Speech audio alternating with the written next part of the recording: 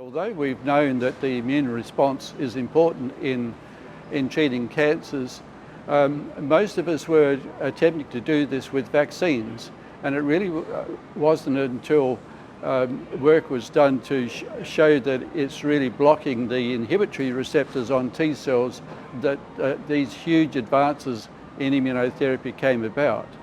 And that story is still evolving, but basically what it depends on is that when the lymphocytes see an antigen, it is associated also with stimulatory receptors and now we know inhibitory receptors.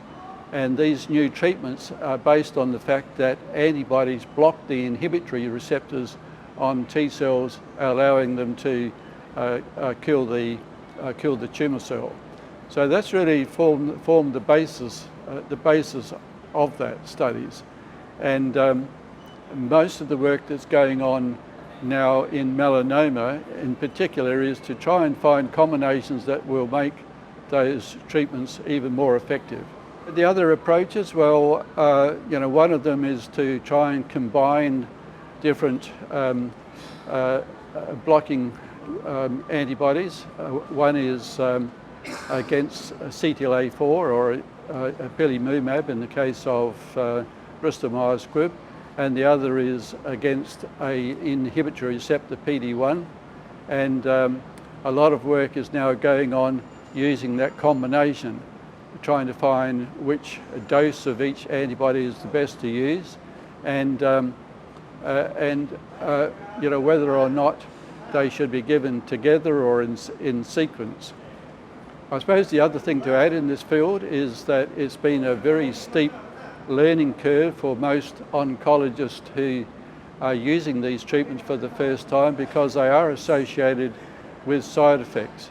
So that not only does the immune system attack the tumour, but it can also attack normal body components. So it's associated in a lot of patients with quite severe autoimmune disease.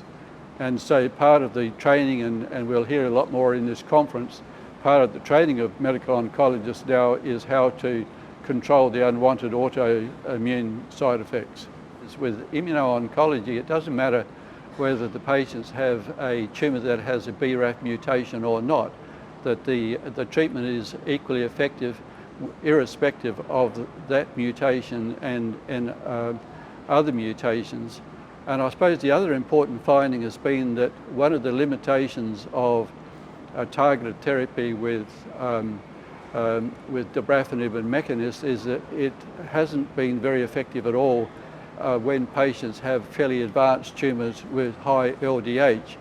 And what the recent studies in immuno-oncology have shown is that even when patients have high LDH levels, they are still responding quite well to the combination of the checkpoint inhibitor antibodies.